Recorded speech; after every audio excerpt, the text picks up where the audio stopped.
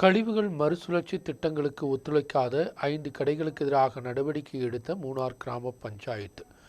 கழிவுகளை பிரித்து கொடுக்காததற்கு எதிராகத்தான் மூணார் கிராம பஞ்சாயத்து நடவடிக்கை எடுத்துள்ளது.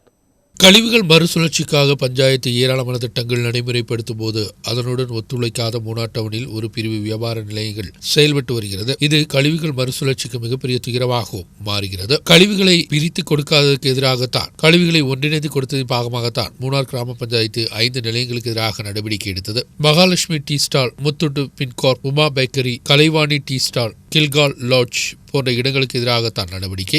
மக்கும் கழிவுகள், மக்கா கழிவுகள் போன்றவற்றை வேறு பிரித்து கொடுக்க வேண்டும் என்பதுதான் பஞ்சாயத்தின் கோரிக்கை. மூணார் பஞ்சாயத்து வியாபார நிலையங்களில் ரெசிடென்ட்ஸ் அசோசியேஷன்களுக்கும் உத்தரவு கொடுக்கப்பட்டிருந்தது. ஆனால் இது சரிவர பிரித்து கொடுக்காத தற்பொழுது நடவடிக்கை. மூணார் கிராம பஞ்சாயத்து செயலாளர் சகஜன் நேரடியாக பார்த்தோம் என்பதுதான் நடவடிக்கை. இனியும் கழிவுகள் மறுசுழற்சி திட்டம் കൂടുതൽ കടുമയാക്കപ്പെടും என்றுം അവർ தெரிவித்துள்ளார்.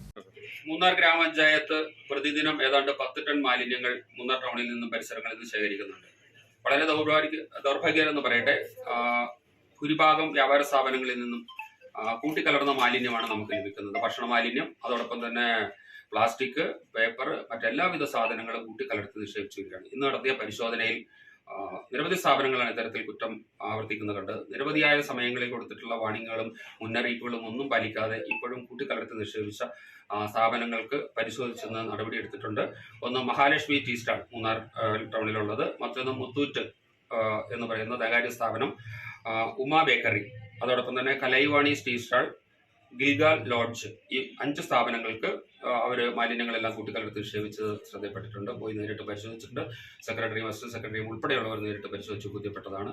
അവർക്കെല്ലാം ഇന്ന് മാതൃകാപരമായ ഫൈൻ ചുമത്തി അവർക്കെതിരെ നടപടികൾ സ്വീകരിക്കുന്നത്.